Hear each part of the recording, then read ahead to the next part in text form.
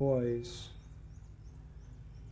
you are all born of my heart, which is the seat of all spiritual qualities.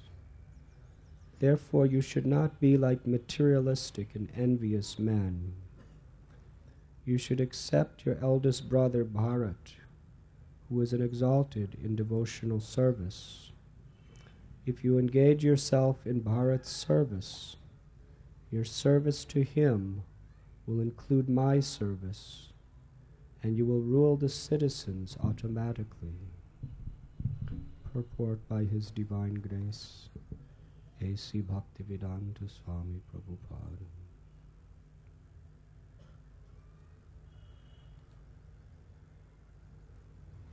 In this verse, the word Hriday indicates the heart, which is also called Ura, the chest. The heart is situated within the chest, and although instrumentally the son is born with the aid of the genitals, he is actually born from within the heart. According to the heart's situation, the semen takes form of a body. Therefore, according to the Vedic system, when one begets a child, his heart should be purified through the ritualistic ceremony known as Garbhadana. Rishabdev's heart was always uncontaminated and spiritual. Consequently, all his sons, born from the heart of Rishabdev, were spiritually inclined. Nonetheless, Rishabdev suggested that his eldest son was superior, and he advised the others to serve him. All the brothers of Bharat Maharaj were advised by Rishabdev to adhere to Bharat's service. The question may be asked, why one should be attached to family members? For in the beginning it was advised that one should not be attached to home and family. However, it is also advised, Mahiya Sampadarajo Bhishekam, one has to serve the Mahiyan, one who is very spiritually advanced. Mahat Sevam Dwaram Ahura Vimuktes. By serving the Mahat, the exalted devotee, one's path of liberation is open. The family of Rishabdev should not be compared to an ordinary materialistic family. Bharat Maharaj, Rishabdev's eldest son, was specifically very exalted. For this reason, the other sons were advised to serve him for his pleasure. This was to be their duty. The Supreme Lord was advising Bharat Maharaj to be the chief ruler of the planet. This is the real plan of the Supreme Lord. In the battle of Kurukshetra, we find that Lord Krishna wanted Maharaj Yudhisthira to be the supreme emperor of this planet. He never wanted Duryodhana to take the post. As stated in the previous verse, Lord Rishabdev's heart is Hridayam Yatra Dharma. The characteristic dharma is also explained in Bhagavad Gita. Surrender unto the Supreme Personality of Godhead. To protect dharma, paritranaya sadhunam, the Lord always wants the ruler of the earth to be a devotee. Then everything goes on nicely for the benefit of everyone. As soon as a demon rules the earth, everything becomes chaotic. At the present moment, the world is inclined toward the democratic process, but the people in general are all contaminated by the modes of passion and ignorance. Consequently, they cannot select the right person to head the government. The president is selected by the votes of ignorant Shudras. Therefore, another Shudra is elected, and immediately the entire government becomes polluted. If people strictly followed the principles of Bhagavad Gita, they would elect a person who is the Lord's devotee. Then automatically there would be good government. Rishabdev therefore recommended Bharat Maharaj as the emperor of this planet. Serving a devotee means serving the Supreme Lord, for a devotee always represents the Lord. When a devotee is in charge, the government is always congenial and beneficial for everyone. This morning we are reading from the 5th canto, chapter 5 of Srimad Bhagavatam, where Shukadev Goswami has described the appearance of the great incarnation of Godhead in the form of Rishabdev, and his most essential and important teachings that he had imparted to his sons. In fact, Srila Prabhupada explains, for those who are in the renounced order of life, it is very important that they scrutinize and study the teachings of Rishabdev and apply them to their life. Rishabdev had 100 sons,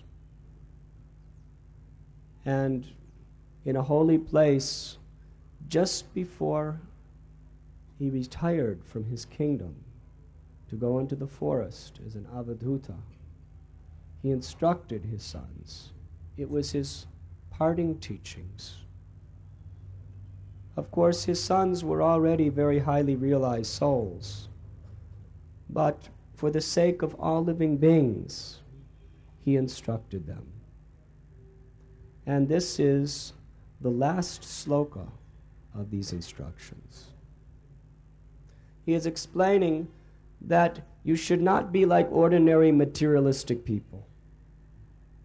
Materialistic people are by nature envious. There are two types of people in family life. There is the grihavrata or grihasta, and there is the grihamedi. Grihavrata means one who makes a vow that my home belongs to God, that all of my property, all of my abilities, my family, everything is the property of God. Therefore, I have absolutely no right to utilize any of these things separate from the interest of God. And therefore, such a grihasta is advised to be very, very charitable. It is important. If grihastas are not very charitable as an austerity, by the nature of the ashram, they become envious. Charitable means to one's own family members, to guests, and to the people in general, and also to the sadhus who may come to your home. To be willing to utilize everything you have for the benefit of others in the service of God. That is called grihasta. Sometimes we call ourselves grihasta, but we should know being a grihasta is not just an ordinary thing. It doesn't mean just having a wife or a husband and children. It means taking a very determined vow in your life to use everything in Krishna's service, to put Krishna in the center of your life, to raise your children exclusively for only one purpose, that they never have to take birth again in this material world. Whether they be sons and daughters, in this life they must prepare themselves to go back to Godhead. And as far as the clothing and how high the quality of the food, or what kind of residence you live in, or what type of education they receive, that is all very, very secondary. That is not your duty. Your duty is that they never take birth again in this material world. And part and parcel of that duty is to take care of them physically and emotionally in such a way that that can be fulfilled. But if their education, if the nice residence that they are being brought up in, if the clothing and the food you are providing them, if it is not to facilitate the purpose of their life, you are not grihasta. You are grihamedi. Grihamedi specifically means one who is envious. Envious of God. Wanting to be the Lord, the master, the controller. The father wants to think that I am the king of my house. So many fathers say, I am the king of this house. I am the controller. I am the provider.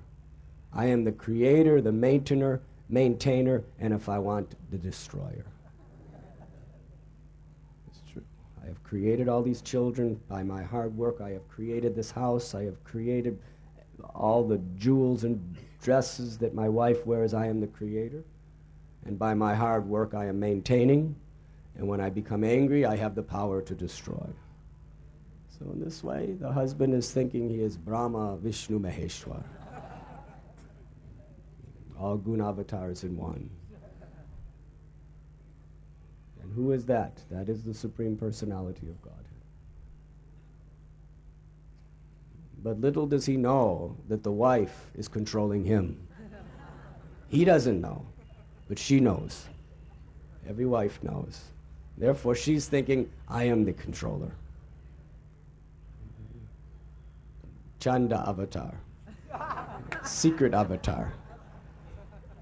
Has all the opulences of Godhead, but does not reveal it openly. Keeps it secret. So everyone is thinking, I am the controller. And the children, little babies, how much they are controlling. They start to cry and everything in the house just goes topsy-turvy, upside down and everything just to somehow make the child happy.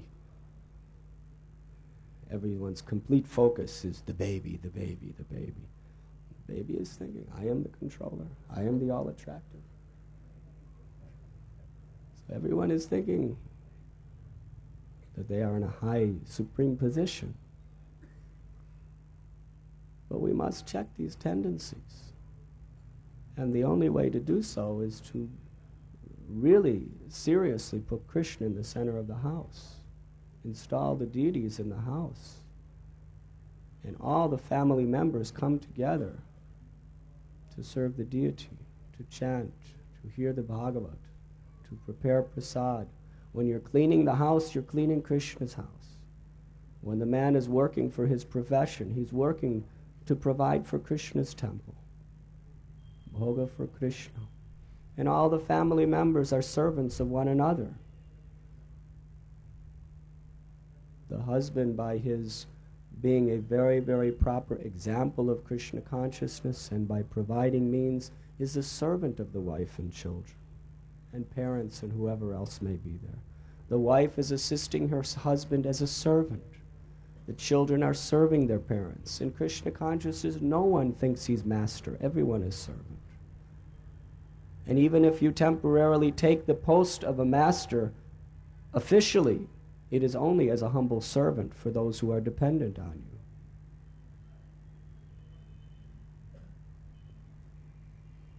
So we know how brothers have a natural affinity to fight with one another. Have you had this experience? Some of the biggest business people in India, the father raises the children, the father leaves, and the sons all become enemies and fight. And we find Aurangzeb, great king of India, Mughal king.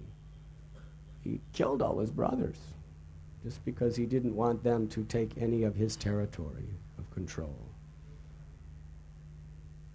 And even the most pious families, children are always fighting whose toy belongs to who deserves this and who deserves that. And fighting is not normal. This type of competition. And even in spiritual circles, God brothers have this tendency, and God sisters. Srila Bhakti Siddhanta Saraswati Thakur explained that when they had a simple temple in Ultadanga Junction Road, just a little rented house, everyone was so united and preaching. But when they got a big, big temple, everyone started fighting whose room will be whose and whose facility will be used. Everyone wanted it for themselves, for their own projects, for their own preaching, for their own sense gratification. And he warned, if they are fighting like this over some rooms when I am present, what kind of fighting that will take place when I leave this planet? And sure enough, the God brothers, so much fighting. Srila Bhaktisiddhanta Saraswati, his last instructions was remain united in the humble service of the Vaishnavas. That is the way to put Krishna in the center. Then there will be unity. And this is the same instruction that Rishabdev is giving to his sons. That when you serve Bharat, when you serve your eldest brother, you are serving me. If you are not serving him, you are not serving me. So he is teaching them how to be non-envious of one another, congenial and unified in their devotion. And this is not only socially very important to maintain the happiness of the Vaishnavas, but it is also a very, very critical aspect of the philosophy of Krishna consciousness. It is the very heart of the philosophy. Chaitanya Mahaprabhu explained to his wife, Vishnupriya, before he left his home to take sannyas, that there are only two religious principles in this age of Kali: chanting the holy name and serving the devotees. And if we do not understand the importance of chanting Harinam and serving the devotees, then we miss the point of the whole philosophy.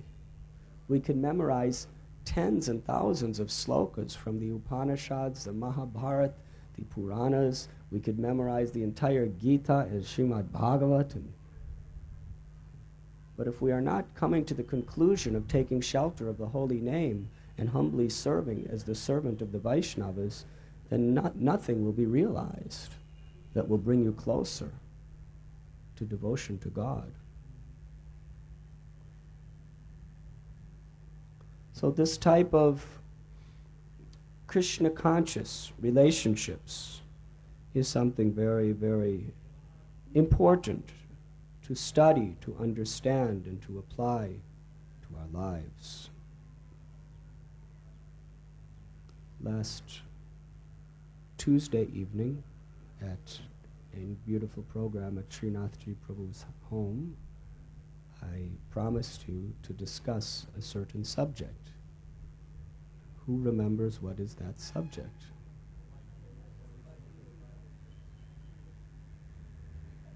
It was then the appearance day of Gopal Bhatt Goswami and Ramchandra Kaviraj.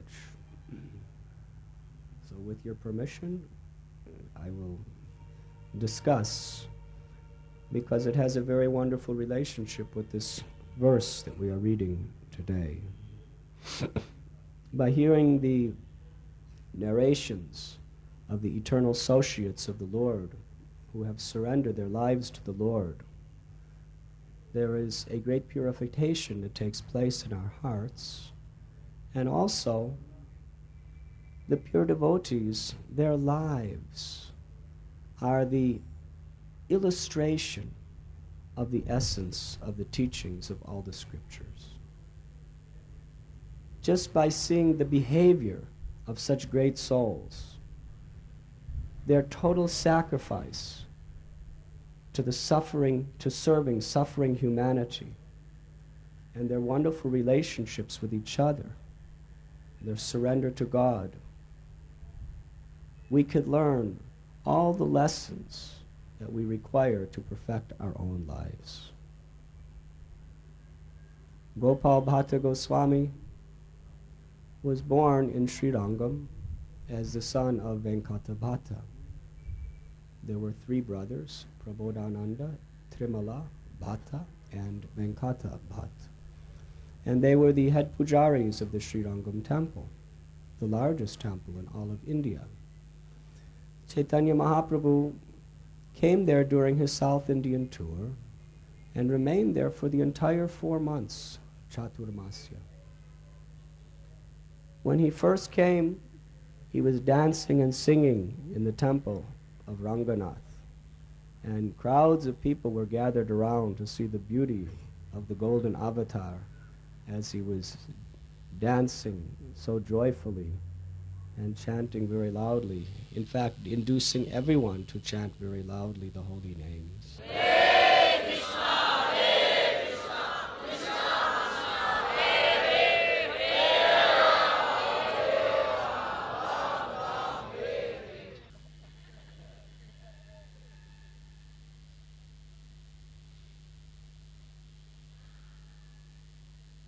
Venkata Bhatta invited Lord Chaitanya to his home.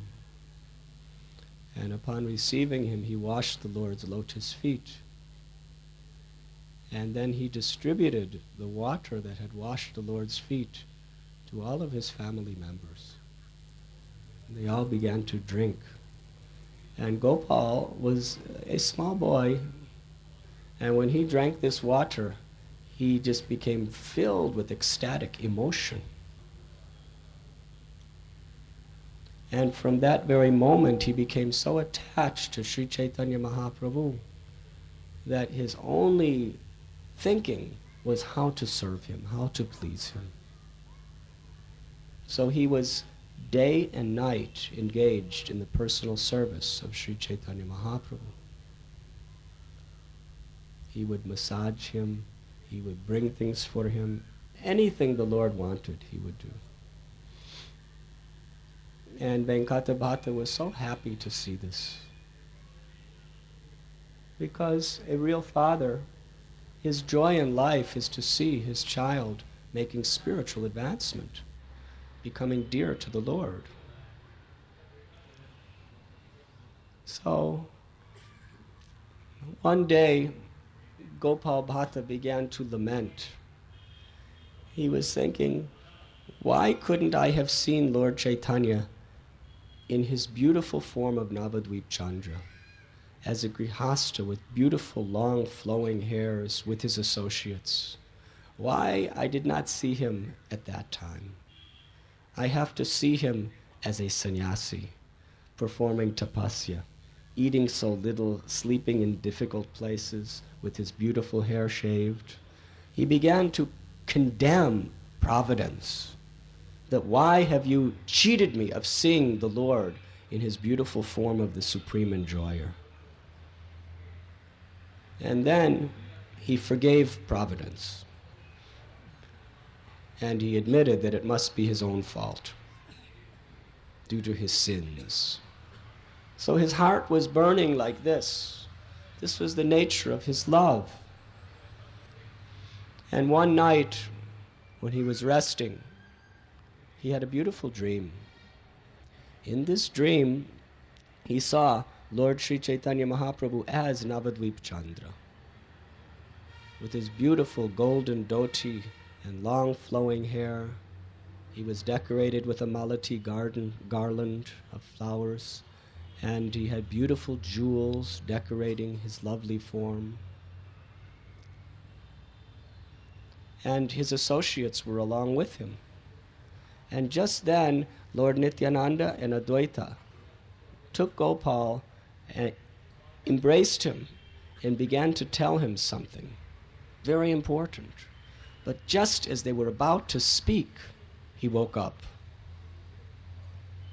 And he felt very much in distress.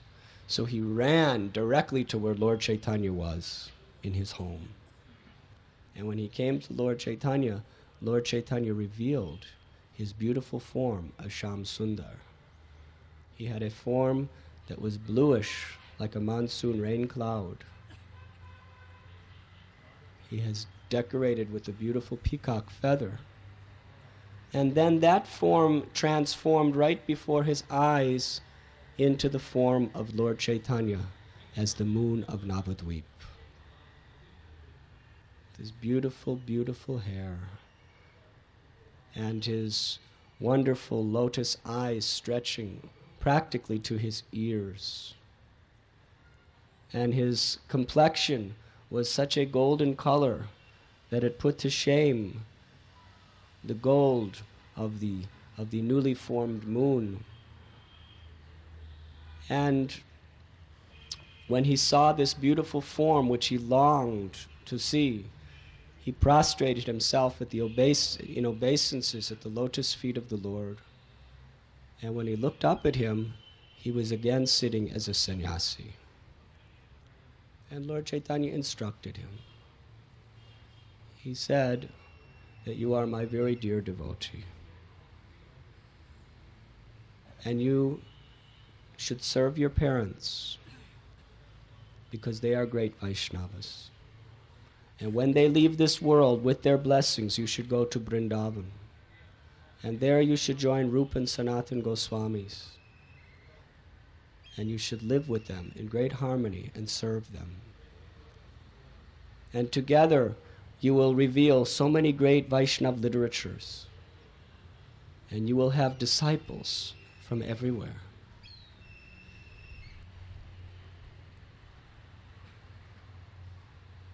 For the next 4 months, or during those 4 months, Gopal Bhatta continued his service, and then Lord Chaitanya left.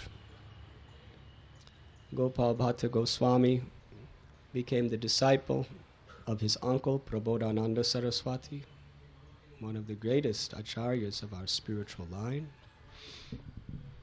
And his parents were always chanting the glories of their son. Their hearts were just filled with such ecstasy to see his devotion.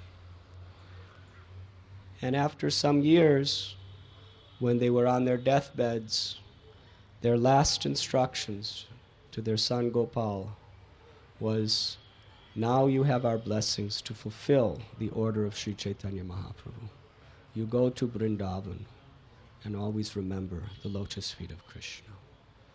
And then Venkata Bhatta and his wife, in great devotion, chanted the name of Lord Gaurachandra, and they gave up their body, and their souls returned to the spiritual world.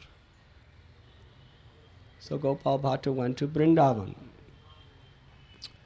and there he was united with Rupa and Sanatan Goswami, Raghunath Das Goswami, Raghunath Bhatta Goswami. They were all meeting together. Every day Lord Chaitanya, when he was living in Jagannath Puri, he would go to the Tota Gopinath temple, where Gadadhar Pandit would give Srimad Bhagavatam class each day. And Chaitanya Mahaprabhu would take the greatest pleasure hearing Srimad Bhagavatam from Gadadhar Pandit. Again and again and again, he couldn't hear enough of the Srimad Bhagavatam.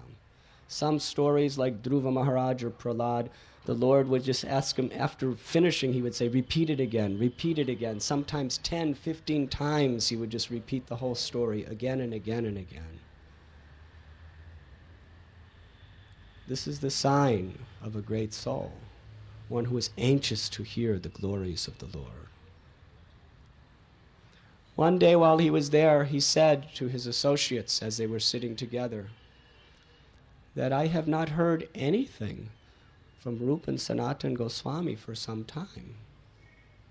In his heart, he was thinking, I wonder if Gopal Bhatta ever came to Vrindavan. And just when he said this and was thinking like this, at that very moment, a messenger came from Vrindavan with a letter from Rupa and Sanatan Goswamis.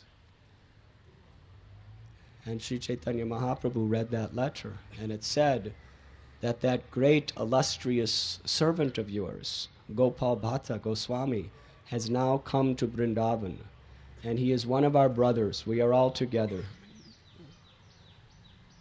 We are all happy to be together. And when Chaitanya Mahaprabhu heard this, he became very, very pleased. He began to extol the glories of Gopal Bhatta Goswami. Because Lord Chaitanya Mahaprabhu's greatest pleasure was to see those souls surrendering to his teachings to be unified together, in pushing on his mission together. And this was the 6 Goswamis.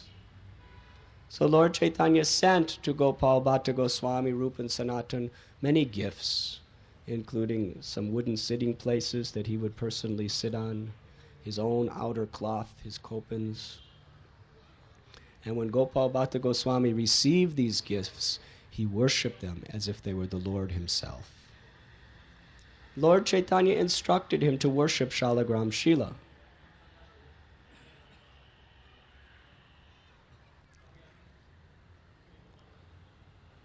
But he was very attached to the worship of Radha Govinda, Rupa Goswami's deity. And once a wealthy man came and brought beautiful jewelry for the various deities of Vrindavan. But he was told to worship this Shalagram Srila. So it was on Narsingha Chaturdasi, the appearance day of Lord Nrsingadev, that Gopal Bhatta began to pray. He had 12 Shalagram Shilas. He began to pray to them that just as you, Lord Nrsingadev, on this very day manifested your beautiful form out of stone, if it be your desire, from this form of the stone of Shalagram Srila, please reveal your beautiful threefold bending form. And the next day he went to take his bath in Jamuna, and when he returned, to his wonderful surprise, his Damodar Shila manifested the beautiful form of Sri Radharaman. And when Rupa Goswami saw this beautiful deity, all the Goswamis explained that the three principal deities of the Gaudiya Vaishnavas are all manifested in this one deity. The Sambandha Murti is Radha Madan Mohan, who we worship his lotus feet to establish our relationship with Krishna. The Abhideya Murti is Radha Govinda, and the Prayojana deity, Sambandha, means to establish through knowledge our relationship with Krishna. Abhideya means to act according to that relationship, which means to engage in the process of devotional service. And Prayojana is the ultimate goal of devotional service, pure unalloyed devotion, Prema Bhakti, which is represented by the deity of Gopinath, Sri Govinda Gopinatha Madana Mohan. And it was said that the feet, the waist, and the face of Radharaman included all three of these deities. So by having darshan of this deity, you are going to see all the important deities of Vrindavan. So he worshipped this deity with great love and devotion. Gradually, by the mercy of Radharaman, a beautiful temple was built. One day he was lamenting that my father told me that I should fix my mind on worshipping Lord Chaitanya Mahaprabhu. But I think that I am neglecting that because I'm so completely absorbed in worshipping Radharaman. And as he was thinking like this, the form of Radharaman immediately turned into Lord Chaitanya. And he saw the wonderful golden form of Gauranga, and then he understood. Sri Krishna Chaitanya, Radha Krishna Nahayanya. That Chaitanya Mahaprabhu is the incarnation of both Radha and Krishna. So Gopal Bhatta Goswami lived in Vrindavan amongst Rupa Goswami, Jiva Goswami, Sanatan Goswami, Raghunath Das Goswami, Raghunath Bhatta Goswami. And he helped Sanatan Goswami write many books, such as Hari Bhakti Vilas. And he was the very emblem of pure unalloyed devotion. The 6 Goswamis revealed the various places of Krishna's Leela in Vrindavan and excavated those places to make Vrindavan once again a holy place of pilgrimage. They established beautiful temples and deity worship. They wrote many, many books extracting the essence of all scriptures and establishing irrefutably the supreme par excellence of bhakti above all other processes of self-realization. And especially that the highest bhakti is that of the residents of Vrindavan in their worship of Radha and Krishna. They also, by their own books, as well as their behavior toward one another, they established the highest principles of Vaishnava etiquette. These were the basic goals that Chaitanya Mahaprabhu instructed the 6 Goswamis to fulfill, as well as teaching by their example how to live in the renounced order of life properly. So, after some years, Rupa and Sanatana Goswamis left their bodies. They returned to the spiritual world. And Jiva Goswami, Gopal Bhatt Goswami, Lokanath Goswami, Bhugarabha Goswami, Kashishwar Pandit, Raghunath Das Goswami, they were plunged in an ocean of separation because these devotees had such love for one another. Gopal Bhatt Goswami didn't even want to go on living without the association of these great Vaishnavas. He would somehow or other do his puja to Radha Raman, but in the ecstasy of love, he would simply cry in separation. Until one day, a great personality appeared, and that was Srinivasacharya. Srinivasacharya was the son of one great devotee named Chaitanya Das. Chaitanya Das was his name previous was Gangadhar Bhattacharya, and he was a classmate of Lord Chaitanya, a friend of Lord Chaitanya. They grew up together in Navadvip. And later on, he was married to a beautiful and devoted wife named Lakshmi Priya.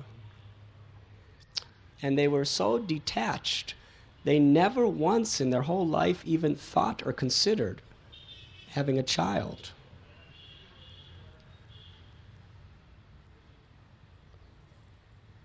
One day, Gangadhar decided to visit some of his relatives.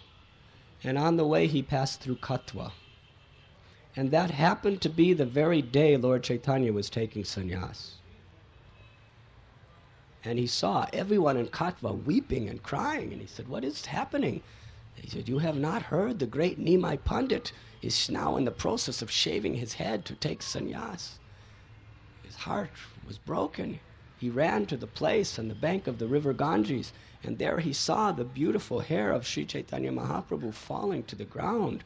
And he saw Nityananda Prabhu and others just rolling in tears and agony seeing this happening. And he himself fainted unconscious. And when he came to consciousness, he began to weep and cry, and he fell again unconscious to see the Lord taking sannyas at such a young age of 24, giving up his beautiful wife who was hardly 16 years old. His chaste and widowed mother, who had nothing but him to live for in her whole existence. And during the sannyas ceremony, he personally heard Keshav Bharati announced that your name will be Sri Krishna Chaitanya.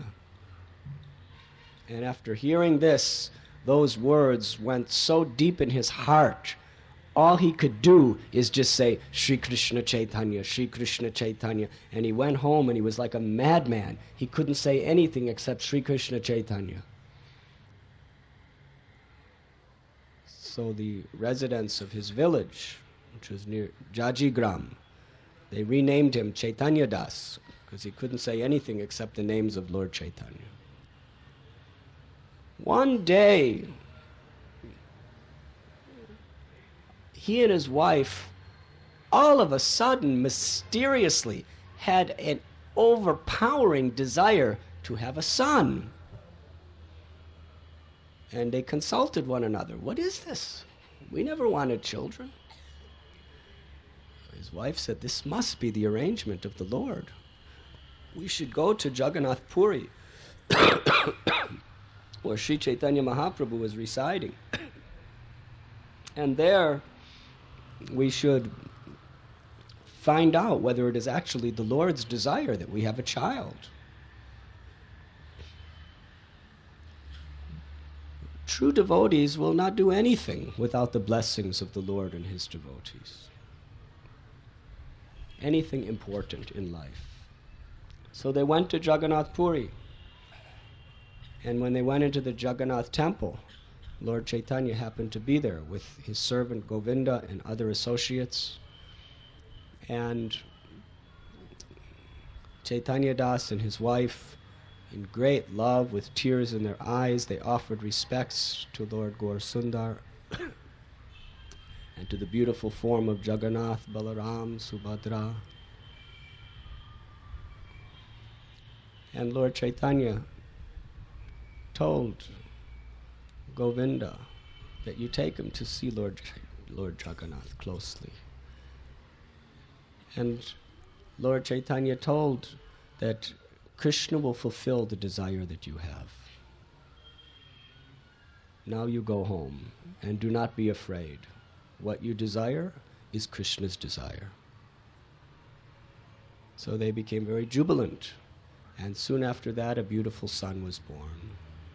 And his name was Srinivas. And his father was constantly telling him the beautiful pastimes of Lord Chaitanya and his associates. And he was simply longing to go to Jagannath Puri to meet him. And as he got a little bit older, he decided, his father actually left his body, and he decided that now I will leave everything behind and I will go to take shelter of Lord Chaitanya. So he traveled, and on the way his heart was just, every step, it was just anticipating his meeting with the Supreme Personality of Godhead in his most munificent and beautiful form. And as he was going to Puri Dham, anybody who was coming the other way, he was asking them, tell me about Lord Chaitanya. You have just come from Puri, tell me. And he was hearing so many pastimes, and he was becoming more and more ecstatic and enlivened. And he was right in the outskirts of Jagannath Puri. And some people were coming, and they were weeping and crying. He said, you are coming from Puri? They said, yes. Tell me about Lord Chaitanya. They said he just disappeared from the world. He has wound up his earthly pastimes. In fact, Srinivas was born in Jajigram. And just close to Jajigram is a village called Srikhanda, where many great personalities lived. One was Narahari Sarakar, who was one of the most intimate, loving associates of Lord Chaitanya. And Srinivas would always go to take shelter of Narahari and take teachings from him and serve him very nicely. And actually it was Narahari Sarakar that told him, you should go to Jagannath Puri very quickly. Because Advaitacharya just sent a message to Lord Chaitanya. And Lord Chaitanya sent me that message. And in his own mysterious, mystical, poetic way, Advaitacharya told Lord Chaitanya that you have fulfilled the purpose of this incarnation, now you should leave this world. When Lord Chaitanya read it, he began to laugh, that it was Advaita that called me to this world, and it is now Advaita that is sending me back.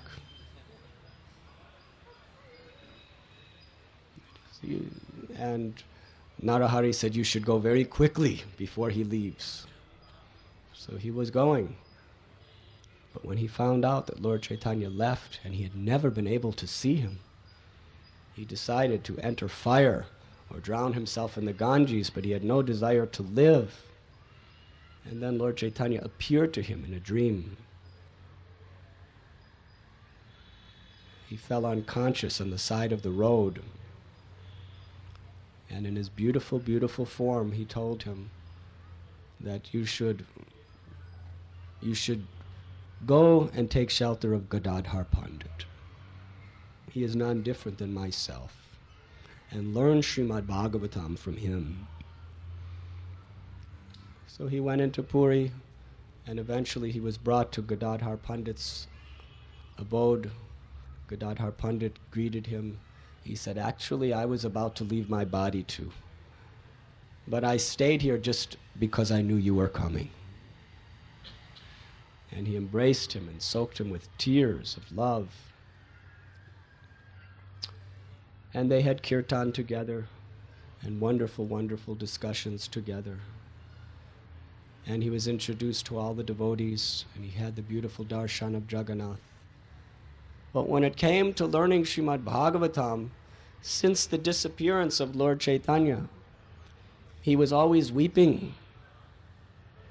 So his Srimad Bhagavatam was covered with tears. And some parts could be read, but much of it, the ink absorbed the tears and lost their form of the letters. So Gadadhar Pandit said, "You should go back to Bengal." So he visited many places and many great souls. And then he got his Bhagavatam. And when he was returning, he came to the outskirts of Puri, and he heard the message, Gadadhar Pandit has left this world. So again he fainted. Again he vowed to drown himself in the Ganges. This is the love that devotees have for each other. And Gadadhar Pandit and Chaitanya Mahaprabhu, Gaur Gadadhar, appeared to him in a wonderful vision and told him, "You should go to Vrindavan. After meeting all of the associates of ours in Bengal, you should go to Vrindavan, and there you should take shelter of Rupa and Sanatan Goswami."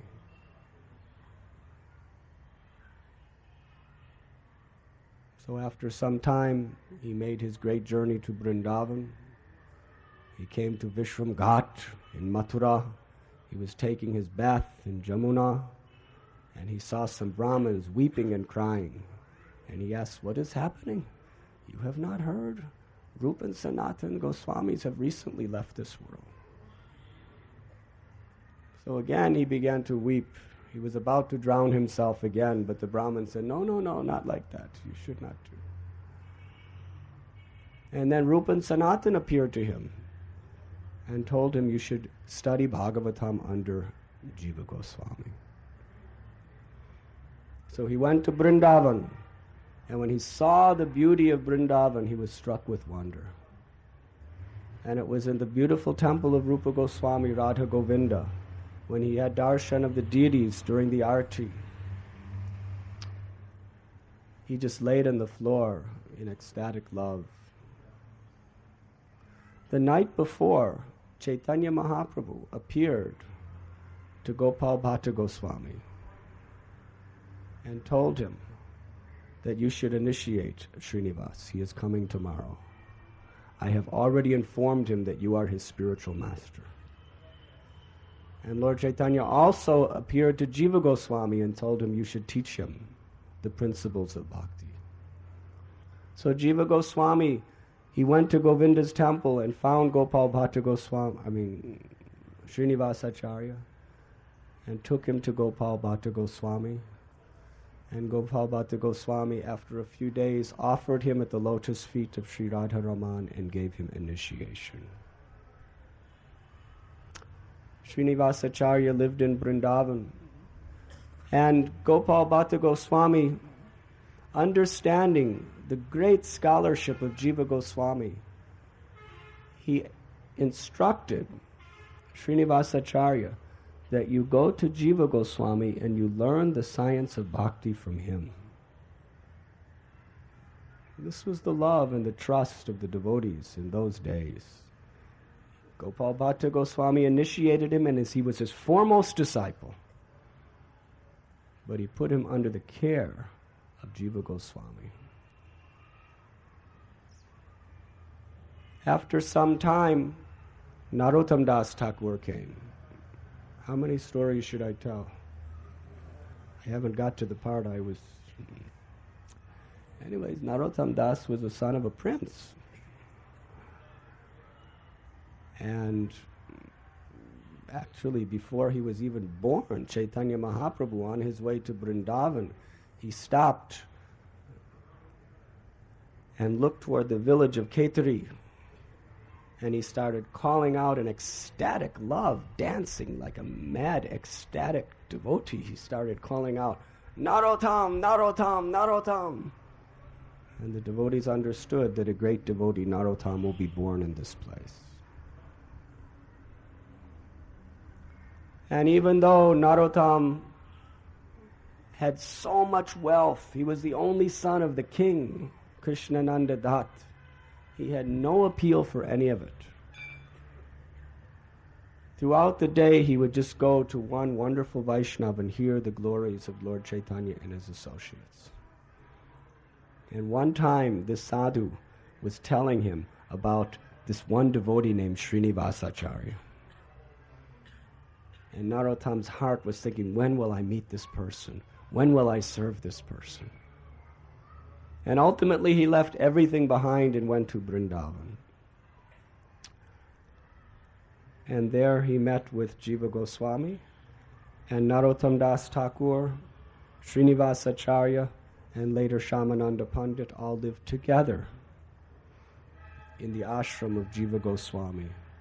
And the three of them became the most super excellent scholars of Vaishnava philosophy. And they were all three the very emblems of humility, devotion, and the desire to serve. They were always filled with ecstatic love. Many years went by in this way. They were constantly receiving the blessings of all the great devotees. And then it was decided that the literatures of the Goswamis should be sent to Bengal. So an auspicious day, after receiving the blessings of all the devotees, Jiva Goswami sent Srinivasacharya, Narottam Das Thakur, and Shamananda with ox carts filled with wooden crates in which, very ceremoniously, all the books, the original books of Rupa Goswami, Sanatan Goswami, Raghunath Das Goswami, Krishna Das Kaviraj Goswami, they were all contained. The idea was that they were going to make copies of these books and distribute them. It was the original book distribution party in the Krishna consciousness movement. They traveled through actually Srinivasacharya decided that they should travel the exact same route that Lord Chaitanya went on his way to Jagannath Puri from Vrindavan. They went through Jarikhanda forest, and finally they came to Bengal. And they were on the outskirts of one kingdom called Vanavishnupur. And there was a king there whose name was Virhambir. And he was actually a dacoit. And he had a whole army of dacoits. And he thought not even twice about killing people and robbing people to get their riches. And all the pious people in the kingdom, they condemned their king. He is so cruel. He is such a crooked person. He gets his wealth by so many sinful means. When will he ever? Only a great, great Vaishnav can possibly deliver him. So an astrologer told King Virambhir that there are some sadhus, and they are actually very wealthy men, and they are carrying crates which hold the greatest treasure of jewels. So he sent his dacoit army, many of them, who armed themselves with weapons. And the king said, do not kill them, they are sadhus, but somehow or other get this treasure. So they were sleeping at night, and while they were sleeping, very, very quietly, They stole all the books. And they brought them to the king. And the king was just so overwhelmed with joy that I have received the treasure. And he opened it up and he saw these books. But these books were so pure. They were so potent. Can you imagine the very palm leaves that Rupa Goswami, Sanatan Goswami, Raghunath Das Goswami, the very palm leaves that Krishnadas Kaviraj Goswami personally touched and wrote upon. There was such bhakti emanating that just by seeing these books, his heart changed and he understood this is the greatest treasure in all of creation. But I have committed the greatest offense because I have stolen from someone. And he sent his thieves out, go try to find these people. Meanwhile, when Narottam, Srinivas, and Shamananda woke in the morning and they found the books were gone, they began to weep and to cry that the only copies of all the Goswamis' books, and most of the Goswamis had already left the planet, they're stolen, they're gone, and it was our responsibility. What will Jiva Goswami, Gopal Bhatta, what will the residents of Vrindavan think now? They will die if they find that the literatures, which is the basis of our whole mission of Chaitanya Mahaprabhu, are gone. What will Janava Devi think? They were utterly devastated.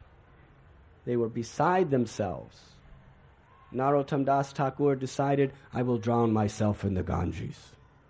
I cannot live, that I am responsible for the loss of these books. And Shamananda decided, he committed himself, I will put myself in fire and burn myself. And Srinivasacharya was so much aggrieved, he didn't know what he should do. And just at that time, Srinivas heard a voice that the king has taken these books. You will get them back. So he sent Narottam and Shamananda to go to proceed in their preaching in Kechari and Orissa. And he personally went right to the king's court. And when he arrived, there was a Bhagavat discourse taking place. And Srinivas sat and listened. But as soon as King Virambir saw Srinivas, he understood this is a special personality. And they asked Srinivas to speak. He said, no, I have come to hear. So after hearing the Bhagavat, they asked what is his opinion.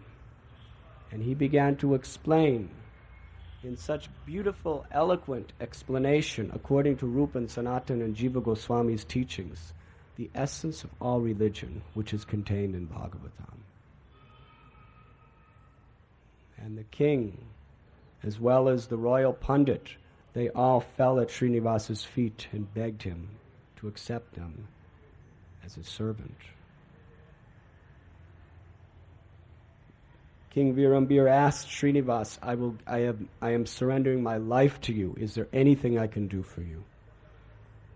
He said, please help me find these books. He said, I have the books. And he brought him to those books. And when Srinivasacharya saw those books, he became ecstatic in love and worshipped the books. And the king and his queen and all of the court pundits and all the citizens of the kingdom all became surrendered to Srinivasacharya. This is a wonderful story. It teaches that if we have faith in Krishna, even the greatest reversals in our life, Krishna will transform it into the greatest benediction. What appeared to be the greatest catastrophe in existence, the books are gone, and how much they wept and cried and grieved, and the messengers who were using, who were taking the carts and guarding the books were Brijbasis. And when the books were gone, they just went back to Vrindavan and told Jiva Goswami and Gopal Bhatta and Lokanath Goswami the books were stolen. The whole of Vrindavan was cast into an ocean of misery, transcendental misery. And meanwhile, Narottam and Shamananda, they were telling people wherever they went in Bengal, the books are gone. So it appeared to be such a problem. But because these devotees had such faith and such love and such determination, Krishna transformed the greatest catastrophe into the greatest offering. For the first time, and after Lord Chaitanya Mahaprabhu in the second generation, a king and an entire kingdom became devotees. And all the dacoits under King Virambir, they were all in the temple with Srinivasacharya, dancing in ecstasy and chanting the holy name.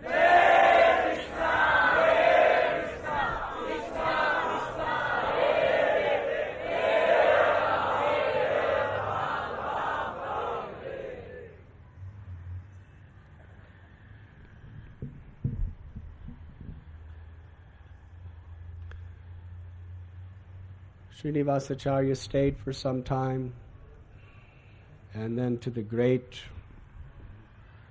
dismay of the residents of Vanavishnupur, he departed, and he went to Srikhanda, where he again met Narahari Sarakar, Raghunandan, and other great souls. And then he went to Jajigram to be with his mother Lakshmi Priya, who was so happy to see him. She was a great devotee of the Lord. And there he started preaching the teachings of the Goswamis. And every day he would teach Srimad Bhagavatam class. And one day, as he was teaching the class, he met a very special personality. His name was Ramchandra Kaviraj. Here is where our class begins.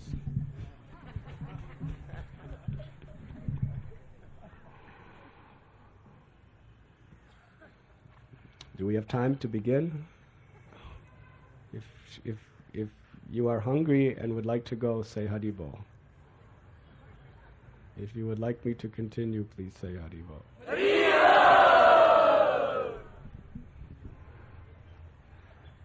Anyways, if you're hungry, you can quietly, secretly go. No pressures. A little background of Ramchandra Kaviraj. There was a very, very great debater and scholar. His name was Damodar Kaviraj. He lived in the area of Srikhanda. And Damodar Kaviraj, he was a very excellent poet. And he knew the scriptures so well he could defeat anybody in debate on any subject. And he loved to defeat people in debate. And he was a devotee of Bhavani, Durga. So one day, a scholar engaged in a debate with Damodar Kaviraj, and like usual, Damodar Kaviraj defeated him. But this scholar became so upset that he cursed Damodar Kaviraj. He said, "I curse you that you will never in this life be able to have a son." Damodar Kaviraj was a married man. He was young. He was anxious to start a family. When he heard the broadcast of this curse, "In this life you will never be able to have a son," he became so disturbed. He fell at the feet of this scholar, and he began to offer him all sorts of services and beg forgiveness, and he just tried to please him in every way to somehow withdraw this curse. And ultimately he satisfied the scholar. And the scholar told him, in this life, you will never have a son, because I've already given my curse. But you will have a daughter. Hare Krishna. And your daughter will be the reservoir of all devotional qualities. And your daughter will have 2 sons. And these 2 sons will create auspiciousness throughout the entire world. They will be great associates of the Supreme Personality of God. So Damodar Kaviraj soon had a daughter, and her name was Sunanda. And she was such a beautiful and kind, compassionate-hearted person. Everyone simply loved her for her generous and devotional qualities. And when she was at marriageable age, he was trying to find a suitable husband. And by the arrangement of the Supreme Lord, one of the most wonderful associates of Lord Sri Chaitanya Mahaprabhu, who was from Srikhanda, his name was Chirajivan. He was a personal friend of Lord Chaitanya. He married Sunanda, the daughter of Damodar Kaviraj. And from them, a beautiful, wonderful son was born. And his name was Ramchandra, later to be named Ramchandra Kaviraj. And there was another brother that was soon to be born. The younger brother of Ramchandra was in the womb of his mother for a long time. And the time for giving birth came, and the child did not come out. So the mother was in terrible pain and distress, Sunanda. And the child just wouldn't come out. And she sent her maidservant to her father, Damodar Kaviraj, who was at the time worshipping Durga Devi, the deity, and said that your daughter is under terrible distress. So what he did is he had the sword in Durga's hand. He gave that sword to the maidservant of his daughter. And then she gave an abhishek to Durga Devi's sword. And she took that water and gave it to Sunanda to drink. And she drank it. And immediately, painlessly, the child was born. Durga Mata ki.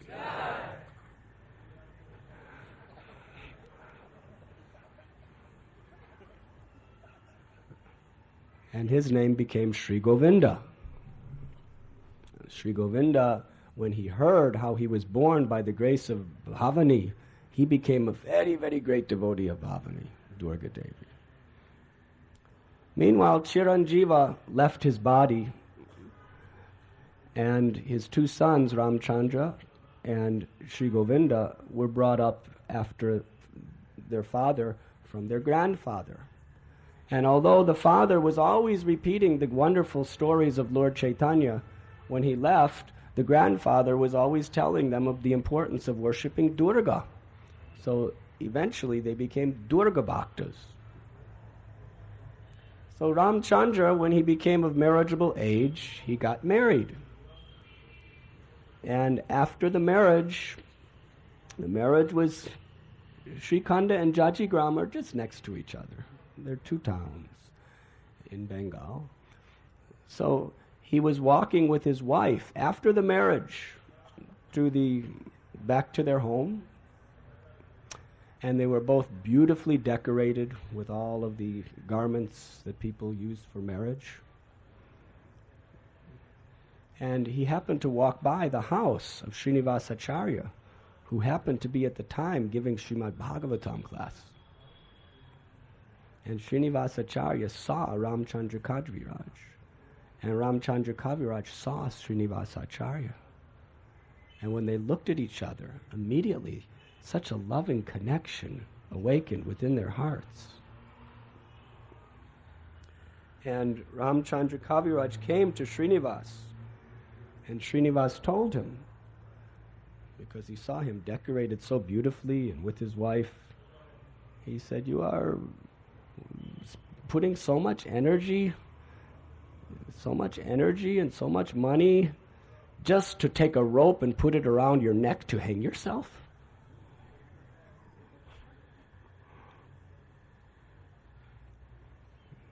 And Ramchandra Kaviraj understood what he was talking about. And he said, "Please instruct me." So they spent that night, he and his wife both.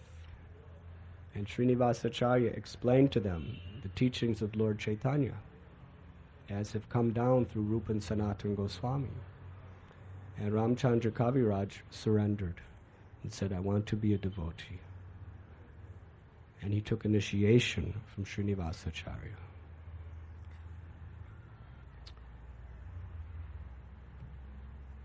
When Sri Govinda, his brother, saw Ramchandra, he was effulgent. He was simply ecstatic. He was always speaking the glories of Krishna and always dancing jubilantly with his arms raised, chanting the holy names.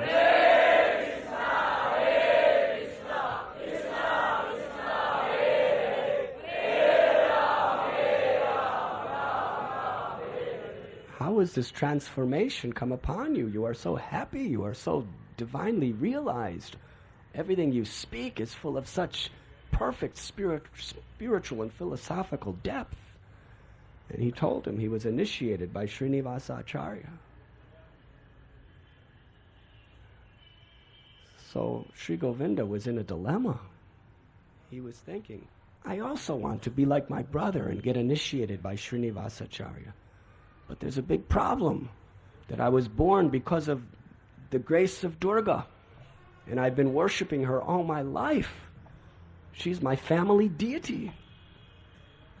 My grandfather worshipped her, and I cannot displease her.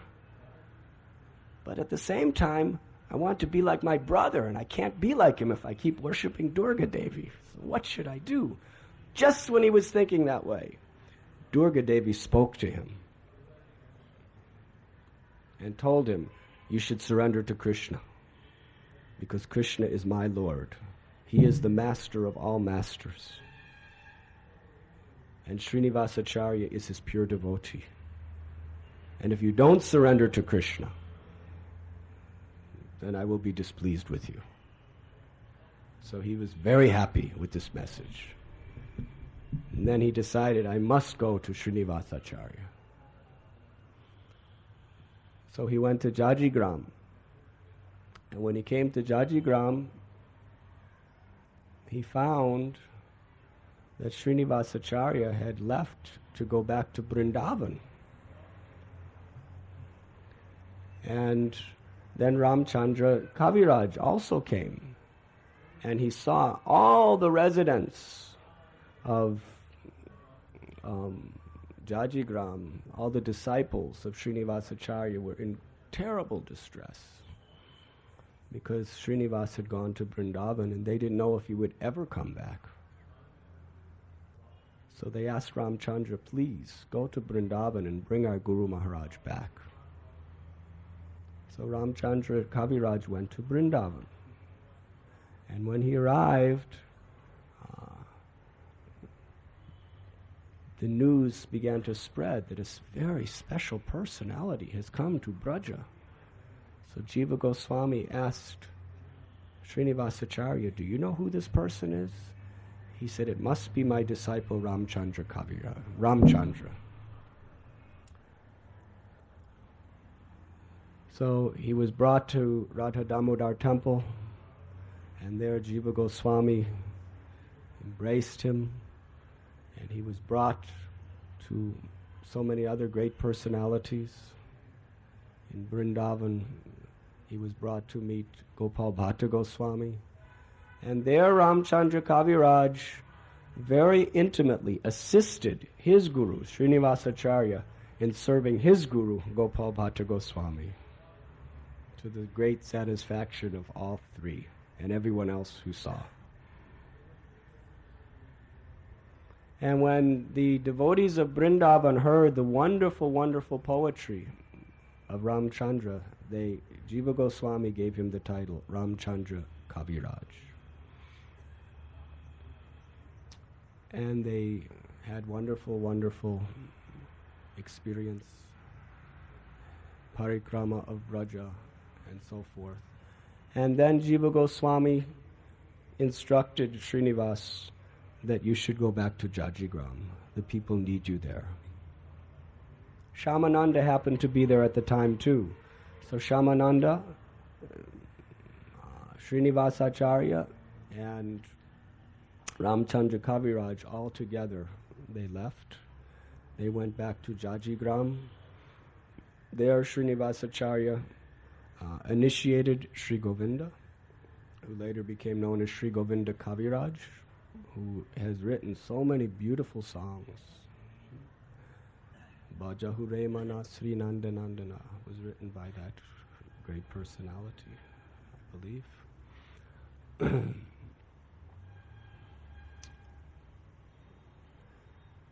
So one day they came to a village called Budhari. And Ramchandra and Srinivas were there. And Ramchandra was always hearing the glories of Narottam Das Thakur, because Narottam Das Thakur and Srinivasacharya were such deep friends in Krishna consciousness. Like two souls, like two bodies with one soul. So he used to sometimes long and weep and cry, when will I meet this great person, Narottam Das Thakur? So while they were in Budhari, a messenger came and came to Srinivasacharya and said that I am coming from Kechari, and my Guru Maharaj, I am the most sinful, the most degraded, but somehow or other Narottam Das Thakur has accepted me as his servant, and he is just coming to meet you. So they were all very, very happy. And the next day, Narottam Das Thakur arrived. But that night, everyone took sleep. And Ramchandra Kaviraj could not sleep. He was thinking, tomorrow, the fulfillment of all my desires, I will meet the great Vaishnava Narottam Das Thakur. He couldn't sleep. But just toward the end of the night, he fell asleep for a few minutes. And Lord Chaitanya appeared to him in a dream and told him, don't feel bad, that just as Narottam is dear to me, you are just as dear to me. And you will become the most intimate brothers and servants of the Lord. In fact, you will be inseparable. And between the two of you, you will remove the suffering of humanity.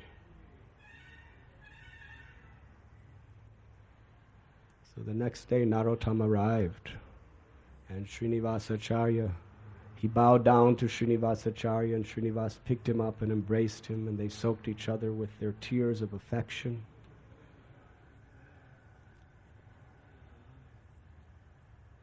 And Narottam Das Thakur explained that he had a plan. He wanted to have the first Gaur Purnima festival in Kechari Gram. He said 6 deities had been revealed to him. And he wanted to install all these deities on Gaur Purnima. And whatever associates of Lord Chaitanya were still alive, they were so sad in separation from the Lord. He wanted to invite all of them to Kechari to have a jubilant Gaur Purnima festival on Lord Chaitanya's appearance day. And he asked Srinivasacharya if he would arrange this festival with him.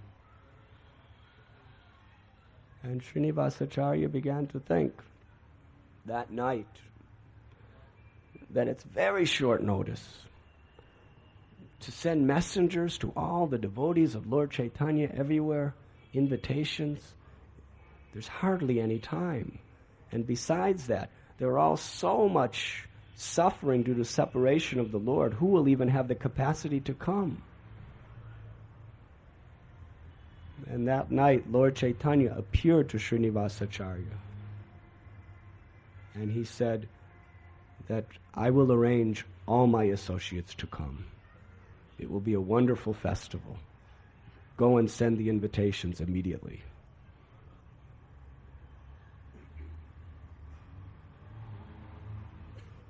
So the next day, Srinivas had a vision of Lord Chaitanya, who told him that Ramchandra Kaviraj and Narottam Das Thakur should preach together.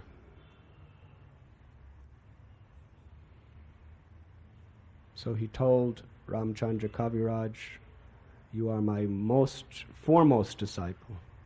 I am entrusting you to the care of Narottam Das Thakur. Go together with him, preach with him, and help him organize this wonderful Gaur Purnima festival. So Ramchandra Kaviraj and Narottam Das Thakur were introduced to one another at that time. And one of the most legendary and historical relationships amongst Vaishnavas within our sampradaya was established on that day. Ramchandra Kaviraj and Narottam Das Thakur went to Kechari. Srinivasacharya helped arrange all the invitations to be sent. Soon Janava Devi, the wife of Lord Nityananda Prabhu, and so many other devotees were coming. She passed through Navadvip and collected all the devotees there. And then she passed through Shantipur and collected the devotees there. And then she came through Srikhanda and collected all the devotees there. And there were hundreds and hundreds of devotees. And Santosh Dutt, who was the cousin brother of Narottam Das Thakur, who took the kingdom in place of Narottam, he built beautiful, beautiful houses, guest houses and kitchens and temples just for this festival, just to serve the Vaishnavas.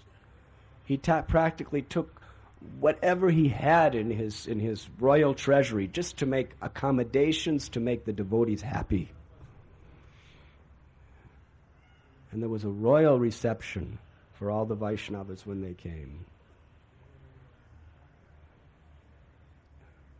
A wonderful prasad was distributed. And on the morning of Gaur Purnima, Srinivasacharya personally performed the Abhishek and installed all the 6 deities that were revealed to Narottam Das Thakur. And then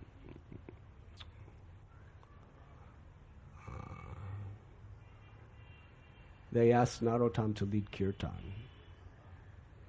So first some other devotees started singing. Raghunandan Prabhu Thakur started singing. And at a certain point, Narottam came in.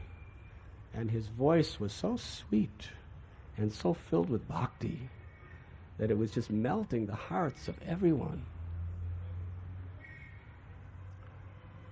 And as the kirtan became more and more and more transcendentally ecstatic and spiritually emotional, at a certain point, the devotees could not contain their enthusiasm to loudly chant the holy names of Krishna. Hare Krishna, Hare Krishna, Krishna Krishna, Hare Hare, Hare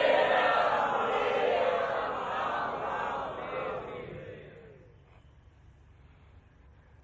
And Krishna is none different than his name.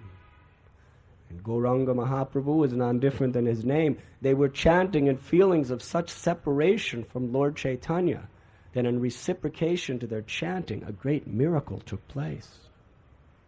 Sri Chaitanya Mahaprabhu personally appeared in the middle of the kirtan with his long arms extending below his knees, raised high, inducing everyone to loudly call out the holy names. Hare Krishna, Hare Krishna, Krishna Krishna, Hare Hare, Rama, Hare Rama, Hare. And along with him were all of his associates. There was Nityananda Prabhu, who had also left years before. And there was Srivas and his brothers, and Advaita, and Gadadhar Pandit. And there was Murari Gupta, and Shuklambar Brahmachari, and Ramananda Rai, and Sarvabhauma Bhattacharya, and King Pratap Rudra, and Shankar Pandit, and Damodar Pandit, and Rupa Goswami, and Sanatan Goswami, and Kashishwar Pandit, Kashi Mishra. Long list of the most intimate, eternal associates of Sri Chaitanya Mahaprabhu. And as Narottam continued singing in Kirtan, all of them, all of the associates of Lord Chaitanya, were just ecstatically inducing everyone to participate in the loud chanting of the holy name.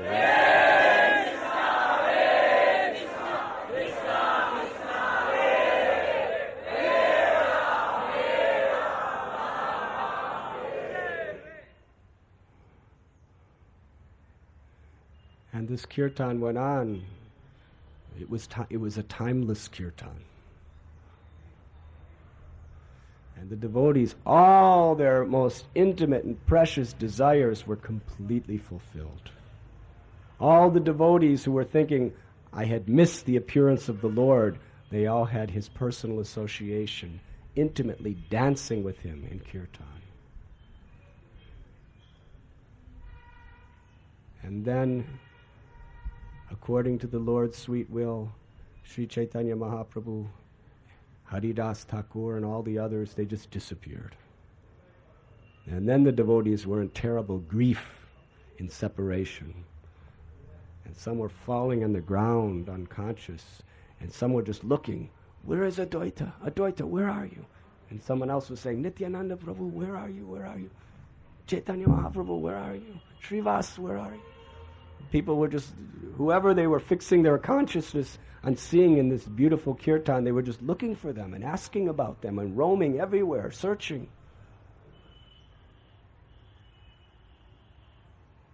And then Janava Devi, the eternal consort of Nityananda Prabhu, she began to celebrate the holy festival.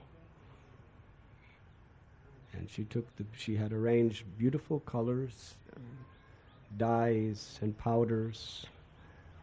And first she started decorating the deities of Radha and Krishna by very devotionally sprinkling these colors on them, and then on the other deities, and on the deity of Gauranga Mahaprabhu. And then after that, the great Mahants, the great associates of Lord Chaitanya, the colors were offered to them. And then all the devotees, in a very sweet and gentle and devotional way, began to express their love for one another by sprinkling these colors on each other. Not the way Holi is celebrated these days in India, where people, it's practically like, it's not like a Vrindavan pastime these days. It's more like Kurukshetra pastime. Holi is a very sweet, gentle, loving pastime. Now it's become violent. People stay indoors just to avoid it. So they had this beautiful holy festival, and kirtan went on, and after the holy festival there was a wonderful arti. And then they went to Mangal Arti.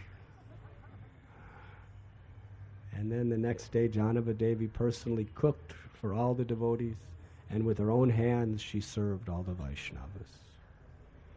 Although she was the topmost devotee, in fact she was considered the principal senior Vaishnav in all the world.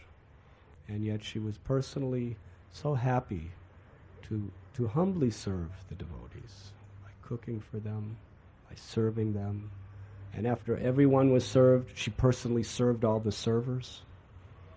And after all the servers were served, she personally served the people who were helping serve the servers. And after everyone was served, then she took some prasad herself. This wonderful festival became famous everywhere. In fact, Kechari Gram, people from all around were coming because they heard that in this mandapa, in this particular place of Kirtan Hall is where Chaitanya Mahaprabhu appeared to dance. And then Janava Devi decided she would go to Vrindavan, and she took leave and went. Meanwhile, Ramchandra Kaviraj, Narottam Das Thakur, Srinivasacharya, Shamananda, Santosh Datta, they organized this whole wonderful festival. Srinivasacharya then left, Shamananda Prabhu left, everyone left, but Ramchandra Kaviraj remained always with Narottam Das Thakur. And there are so many nice stories. Should I continue? Krishna Chandra, should I continue or should we? No objection? If you like me to continue, encourage me. I am your servant.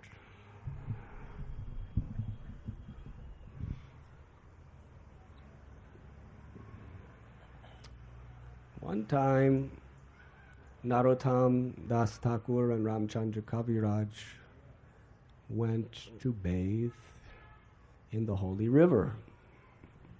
And when they came there, they saw two little boys, and they had these baby cubs, sheeps, goats, and buffaloes. And Narottam Das Thakur said to Ramchandra, these children, they actually have the potential to be very great devotees. So Ramchandra, he said, you should teach them Srimad Bhagavatam. So Ramchandra Kaviraj began to speak on Srimad Bhagavatam in such a way that the boys could hear.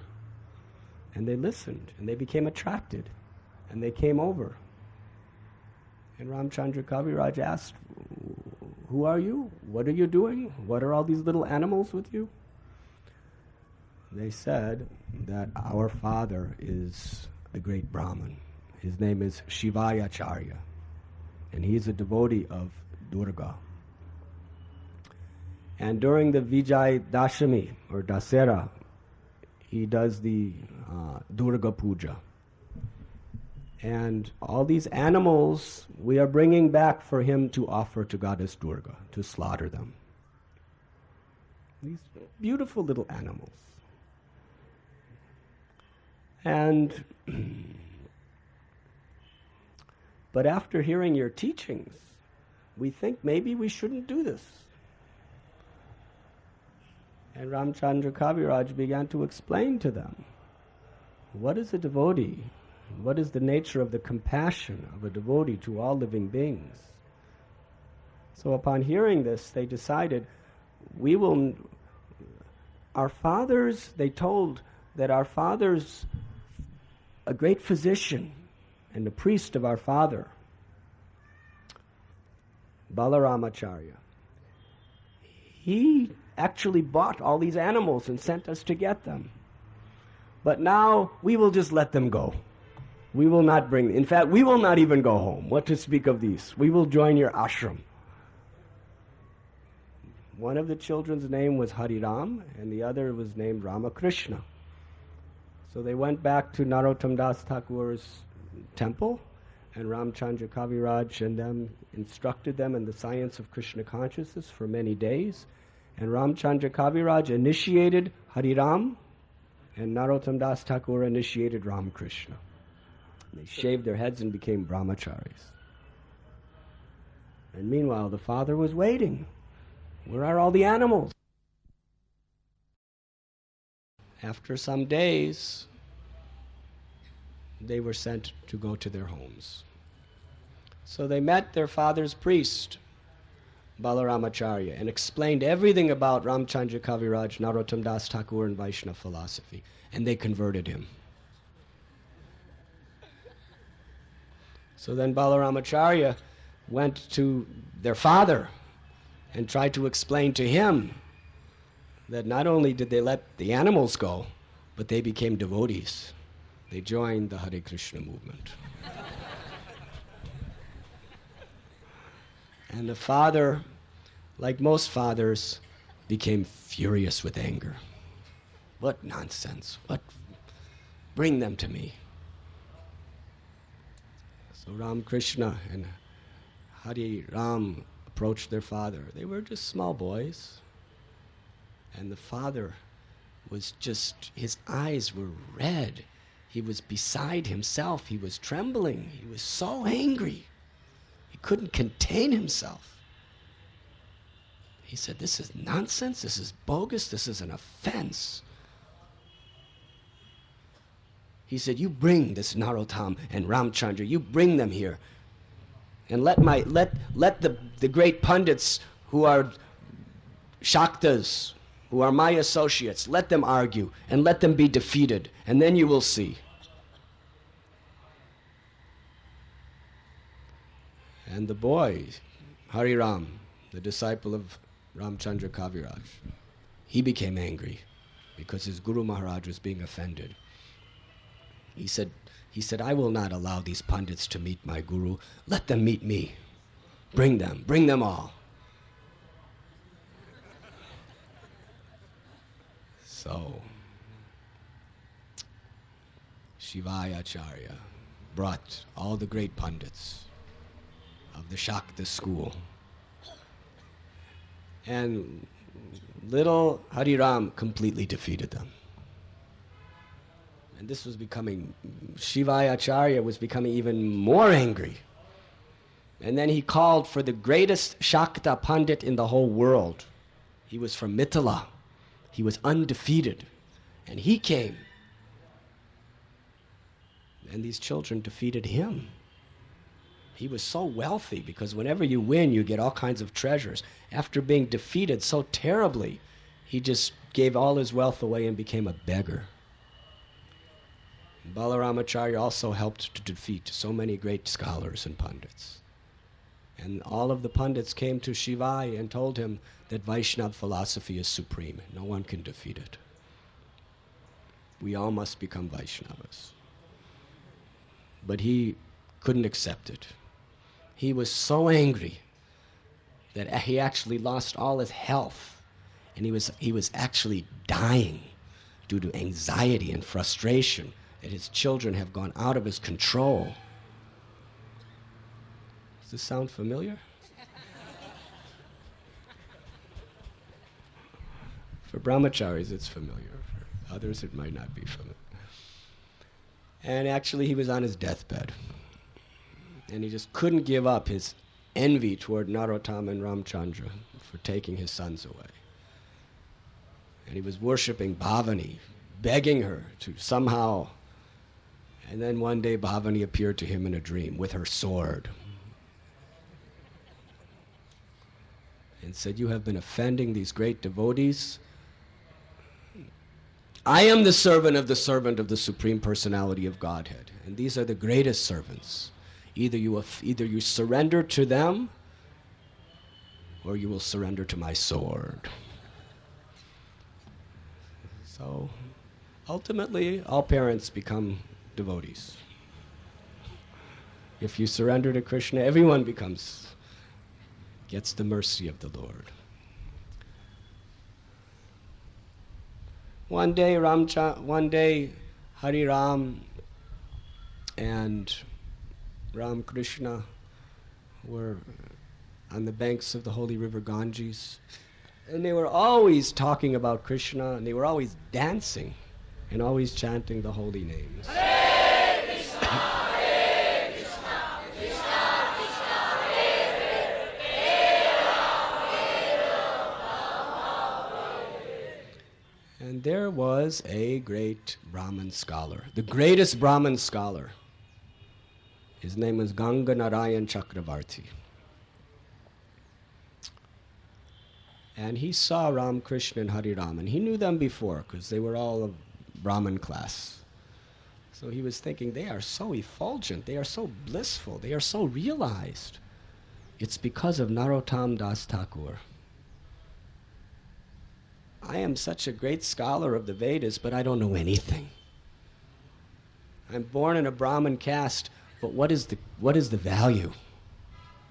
I have uselessly wasted my life because I have not taken shelter of a pure devotee of Lord Sri Chaitanya Mahaprabhu. So somehow I must find Narottam Das Thakur and surrender my life to him.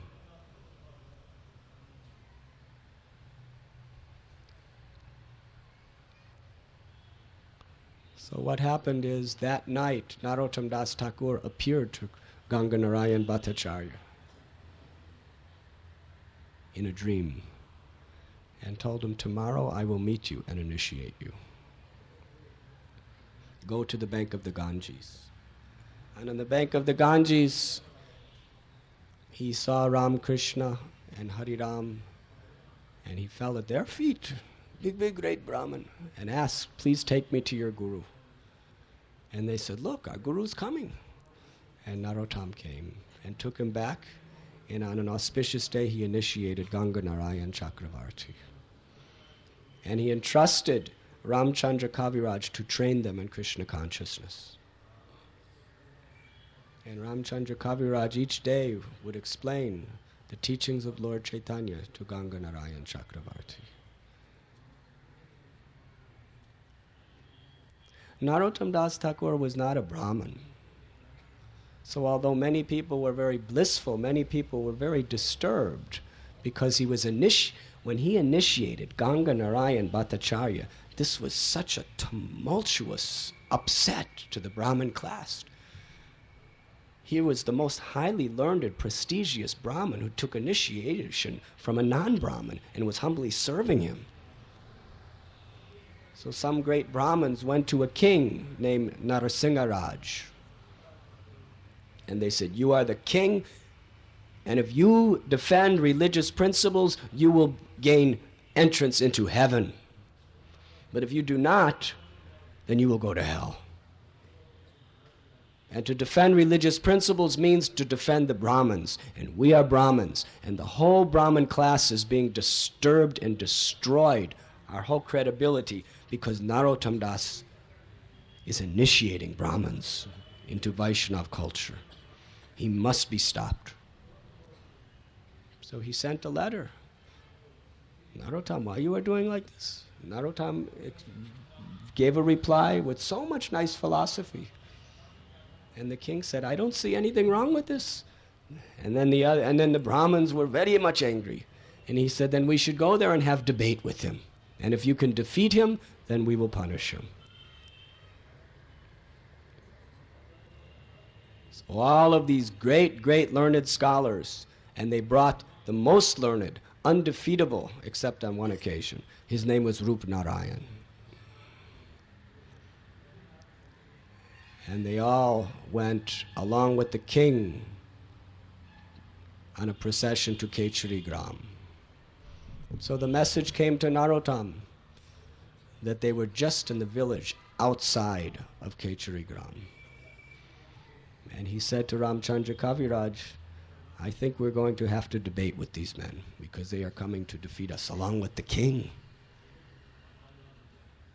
So then Ramchandra Kaviraj spoke with Ganga Narayan and they made a plan. They dressed themselves up as merchants, very simple merchants. And they bought some pots and betel nuts. And one of them put down a little mat and became a seller of little clay pots. And the other became a seller of betel nuts. And they set up just on the side of the road in this village outside of Kechari Gram. So when the king's procession entered into that village, they stopped, and the pundits went to get clay pots for cooking and betel nuts for chewing. And they said, how much is this? And in perfect Sanskrit grammar, they explained how much it was. Now in those days, to be a clay pot seller or a betel nut seller means you're a Shudra or at most a Vaishya. And they are not supposed to know perfect Sanskrit. They said, what is this? How you are knowing Sanskrit? They said, how do we know Sanskrit? We are disciples of Narottam. They said, Narottam. They started blasting me. And they got in a debate. And within a matter of seconds, they were completely defeated by the betel nut seller and the potter and the clay pot seller. and they didn't know what to do. And they started trying to, and soon it became a loud uproar. And the king, he said to Rup Narayan, he said, "What's happening? We should go see." And they went and they saw these two simple people in just raggedy clothes, just sitting on the ground selling their pots. And Narasimha Raj said to Rup Narayan, he said, "All your big scholars have been completely defeated. I think you better debate them." So Rup Narayan came and very loudly began to challenge. And within a matter of seconds, he was completely annihilated philosophically. He was speechless. And Narasimha Raj Maharaj, he said to the scholars, "If this is what the simple peasant disciples of Narottam can do to you, I don't think it's wise for you to debate with Narottam Das Thakur." And Rup Narayan said, "I think that we should go surrender to him. Otherwise, we will have to live with this offense in hell." So they all went together to Kechari Gram, and there they met Srila Narottam Das Thakur and the king and all the pundits and Rup Narayan. They all fell at his feet, begging again and again to forgive. And Narottam Das was so humble, he just embraced them and welcomed them and offered them prasad and gave them all initiation. And they all became his disciples, great devotees of the Lord. When this happened, it created a tremendous impact on everyone. In fact, there was a dacoit. This dacoit was named, I think his name was Chanda. And he was the king of dacoits. He was so cruel. He had killed so many people. Even dacoits were scared to death of him. And there's a beautiful, beautiful story of how he was robbing and stealing and had gangs of dacoits all around him. They would do anything he said. He was such a notorious person and addicted to every kind of sinful, cruel act. And he saw that these other dacoits were becoming devotees. They were becoming Vaishnavas. They were chanting and they were dancing. They were serving humbly. This was completely out of character for a dacoit. So he was wondering, what is this? So one day, the goddess Bhavani appeared to him and told, actually what happened is the goddess Bhavani appeared to him with her sharpened sword and told him that you too should surrender to Narottam Das Thakur. So he actually went to Narottam and fell down and he admitted all of his sins. And Narottam taught him how to chant the holy names of Krishna.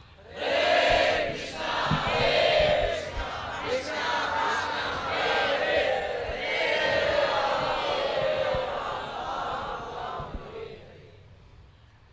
Hare. And then he became so gentle and so humble, always wanted to serve people and glorify people. And when all the other dacoits saw this, they were shocked. And they understood he's their leader. So every dacoit in all the provinces around, when they saw that Chanda had become a Vaishnava, he preached to all of them.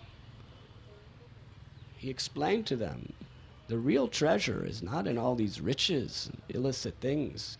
The real treasure is in the holy name of Krishna. I have experienced it. I have tasted it. It is nectar. You come, you take initiation from Narottam Das Thakur, and you enjoy the real treasure of prema bhakti by chanting the holy name. And this Chanda, he was the leader, and he was just getting them all together, and they were having uproarious, ecstatic, dancing kirtans, chanting the holy name.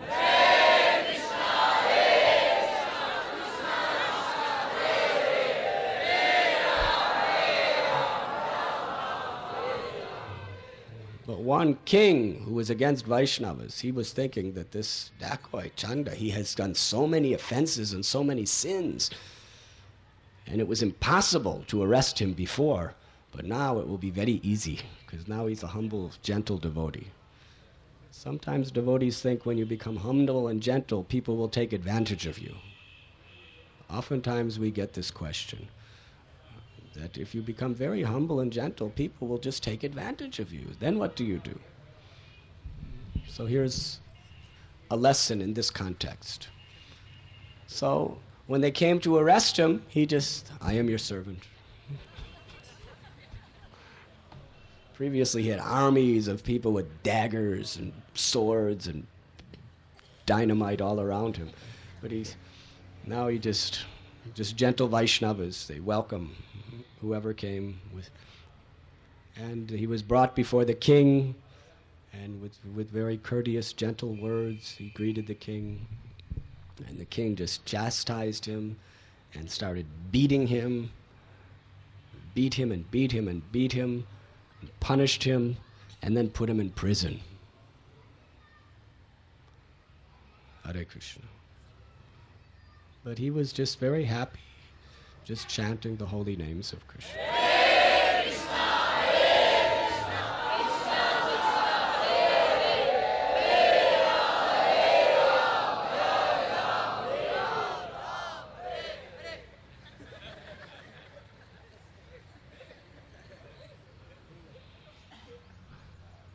So when the king, although everything he was practically on the verge of death. He was being tortured and deprived of proper food and rest and everything. But he always remained so forgiving and so kind, and he was always just the well-wisher of everyone, always absorbed in chanting. When the king saw this, his heart melted. And the king, by seeing how this dacoit had reformed, he became a devotee. And he released the king of the dacoits, who was now not the king of the dacoits. He was a Hare Krishna Bhakta. So in this way, Narottam Das and Ramchandra Kaviraj always remained together in the most intimate, loving friendship, assisting and serving one another to perform the work of Sri Chaitanya Mahaprabhu. Narottam Das Thakur was initiated by Lokanath Goswami.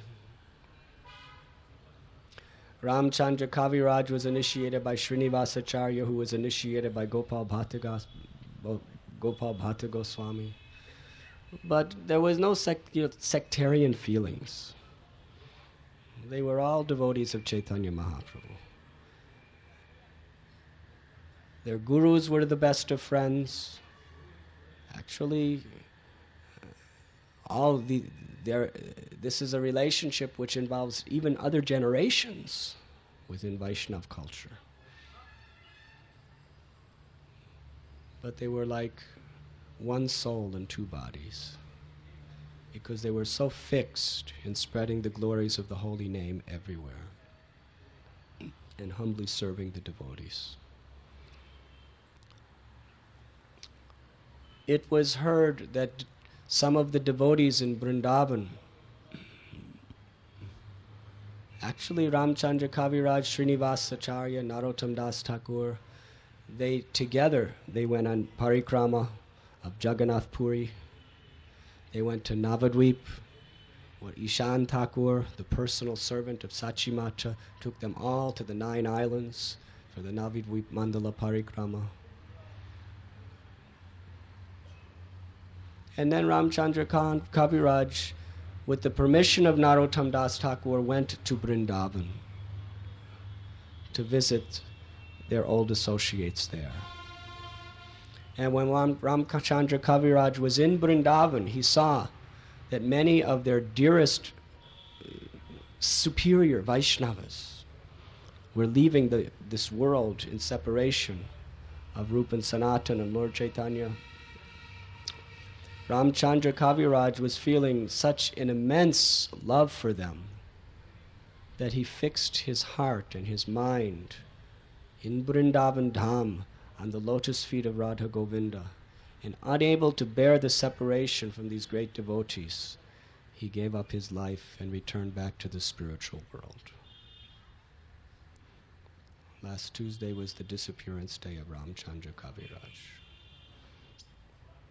When the news came to his guru, Srinivasacharya, that his dearmost disciple Ramchandra Kaviraj had left the world, his heart was filled with so much separation. He didn't want to live separate from him any longer. Soon after that, Srinivasacharya left the world to go back to Godhead. And when Narottam Das Thakur heard that his most intimate friend Ramchandra Kaviraj and godbrother and his most intimate friend and Shiksha Guru Srinivasacharya had also left the planet due to separation of Ramchandra, he could no longer bear. And at that time he wrote that beautiful song, Jaya Nilo Premadana Acharya Thakur. The song which is the prayers to the departed Vaishnavas, which we sing in the disappearance day of all great Vaishnavacharyas. In it, he is singing, the first line he is singing in separation from Srinivasacharya. Such a great personality who distributed the treasure of prema bhakti like Srinivasacharya, how can we live without him? And then he prayed in separation from Rupa and Sanatan and the other Goswamis and Lokanath, and he ended it by breaking his head in the stone of separation in anguish due to separation from his dearest friend Ramchandra Kaviraj.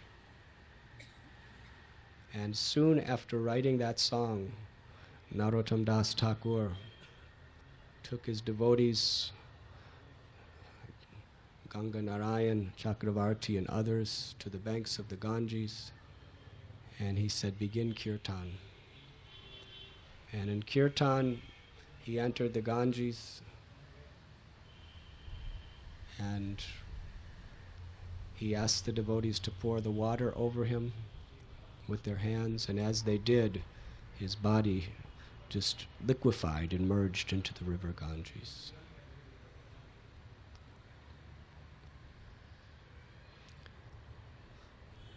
This brief narration I have just shared with you gives a nice illustration of how when devotees genuinely and sincerely put Krishna and Guru as the object and goal of all of their words, their actions and thoughts, it creates the most perfect and pure love. The love of this world is simply the selfless expression of our desire to serve the passions of our mind and senses. The so-called love of this world actually takes our heart and our consciousness away from the true object of real love, and that is Krishna. But, and that is why loving relationships in this world can never be satisfying. As long as the mind and senses are stimulated, or the emotions are stimulated by a particular relationship, there's a certain euphoria and intoxication, but it doesn't last. it usually becomes very frustrated and is a source of anxiety and grief.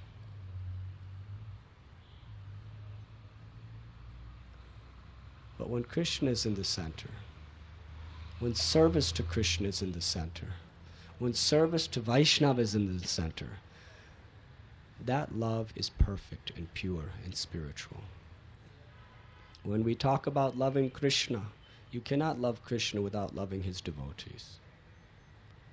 And you cannot love devotees without putting Krishna in the center.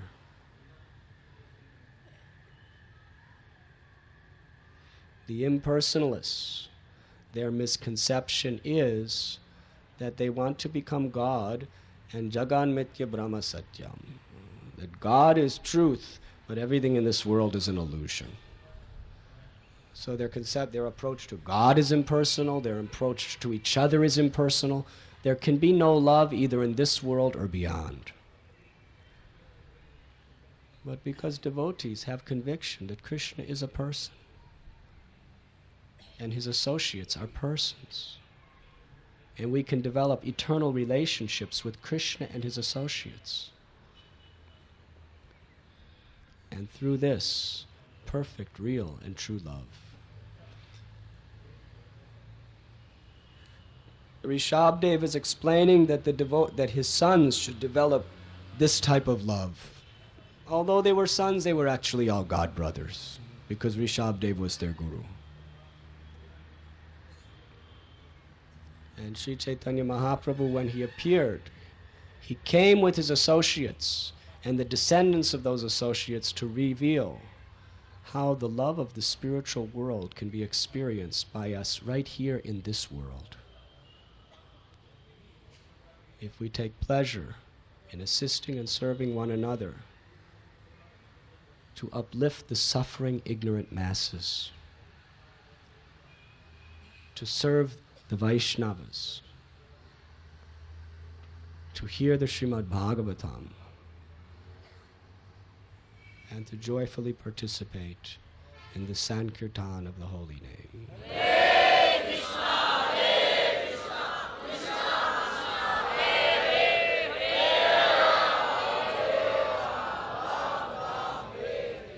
Hare, But not like that. It should be very loud and enthusiastic for the pleasure of the Lord.